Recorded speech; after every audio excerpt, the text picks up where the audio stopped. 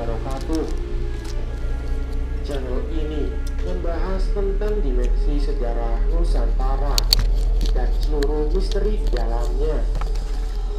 Materi video ini diambil dari berbagai sumber. Oke, langsung saja, selamat menyaksikan kisah dan sejarah Sunan Giri.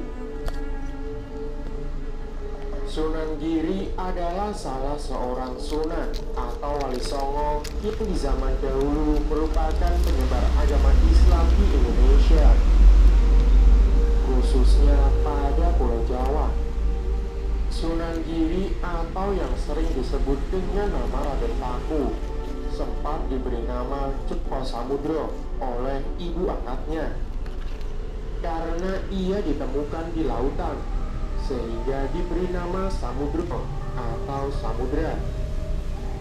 Kemudian oleh seorang gurunya, Sunan Giri diberi nama lagi Syekh Maulana Ishaq sesuai dengan nama ayahnya.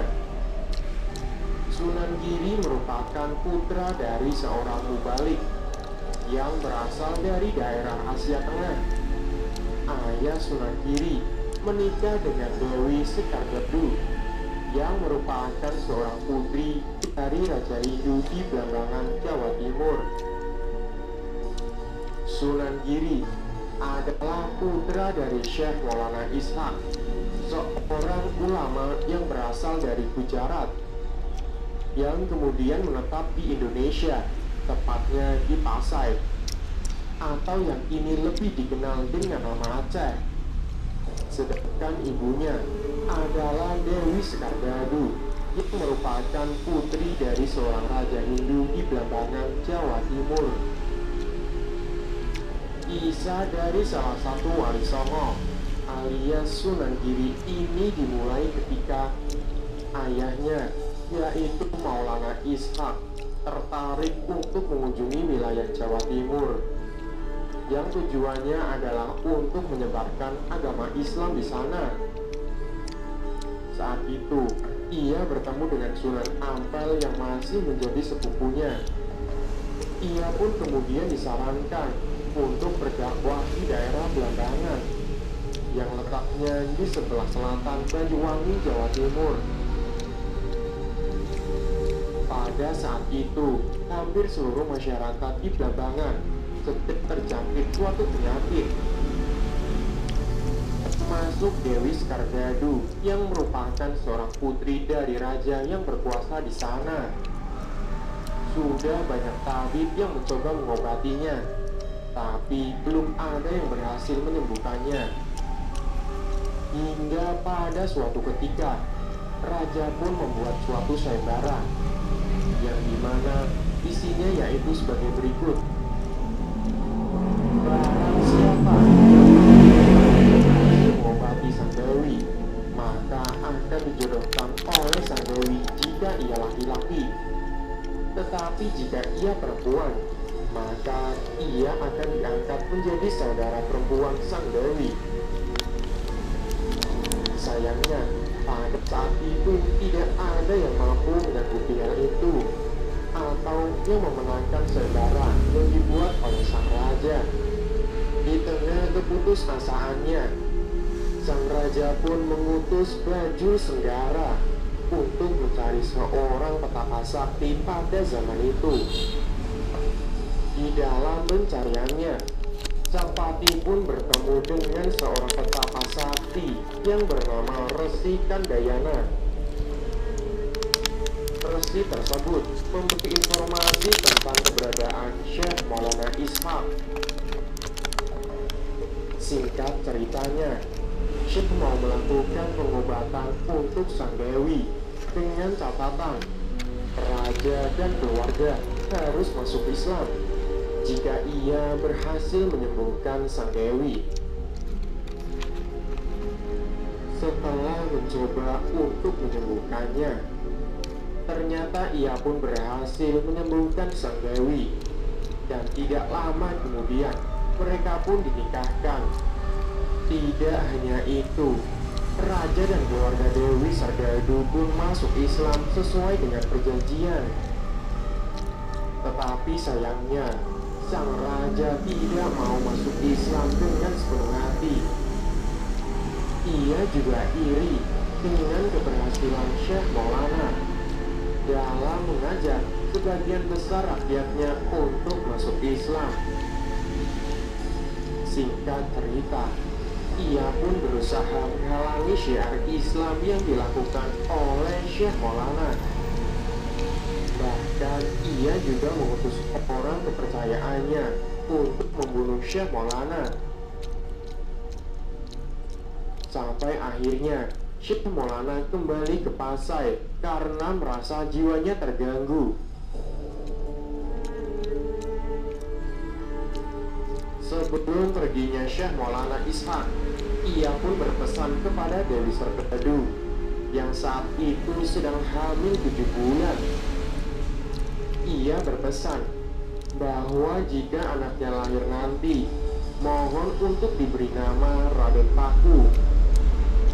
Tetapi sayangnya, karena kebencian sang raja pada Syekh, ketika cucunya itu lahir, ia pun kemudian dibuang ke lautan. Dilansir dari sebuah buku mengenai kisah Plata Wali Songo, kelanjutan cerita dari Sunan Giri ini yaitu ditemukannya di lautan oleh seorang awak kapal perdagangan yang berasal dari kota Gresik yang pada saat itu sedang menuju ke Pulau Bali. Kemudian bayi yang ia temukan itu diberikan kepada Nyai Ageng Pinati yang merupakan pemilik dari kapal tersebut. Tak lama kemudian, bayi yang ditemukannya di laut tersebut diangkat oleh Nyai Ageng Pinati dan juga merupakan saudagar kaya yang berasal dari kota Gresik. Oleh Nyai Ageng Pinati, Sunan Giri diberi nama Joko Samudro. Lalu Joko Samudro yang tak lain adalah Sunan Giri diasuh dan juga dibesarkan oleh Nyai Ageng Pinati.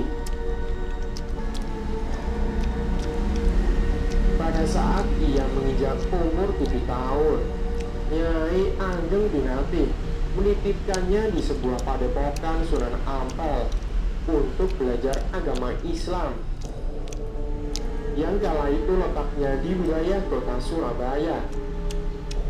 Sunan Ampel pun memberikan gelar yang disebut dengan Maulana Ainul Yakin karena Sunan Giri dianggap sebagai murid yang cerdas oleh Sunan Ampel. Pada akhirnya, ia kemudian belajar agama Islam di padepokan Sunan Ampel selama bertahun-tahun. Ia dan Raden Maulana Maghrib Ibrahim yang merupakan anak dari Sunan Ampel diutus oleh Sunan Ampel untuk belajar Islam lebih dalam di Mekah. Tetapi sebelumnya, ia harus menemui Syekh Maulana Ishaq di Pasai yang merupakan ayah dari Sunan Giri. Dari awal, Sunan Ampel memang ingin mempertemukan ayah dan anak yang telah terpisah selama bertahun-tahun lamanya. Selama sekitar 7 tahun belajar agama Islam di Pasai dengan ayahnya, mereka pun kembali ke Pulau Jawa. Saat itu, Maulana Ishaq memberi Sunan Giri segenggam tanah dan ia diminta untuk membangun pesantren di tanah yang jenis dan baunya sama dengan tanah yang ia berikan. Setelah kembali ke Pulau Jawa, Sunan Giri atau Raden Paku pun pulang kembali ke kota Gresik. Di sanalah ia membangun sebuah pesantren sesuai dengan apa yang diarahkan oleh ayahnya. Itu pun berjalan cukup jauh untuk menemukan tanah yang dimaksud oleh ayahnya. Setelah berhasil menemukan tanah yang serupa dengan segenggam tanah yang diberikan oleh ayahnya, ia pun kemudian mendirikan sebuah pesantren di sana. Nama daerah tempat ia membangun pesantren tersebut adalah Desa Sidomukti yang terletak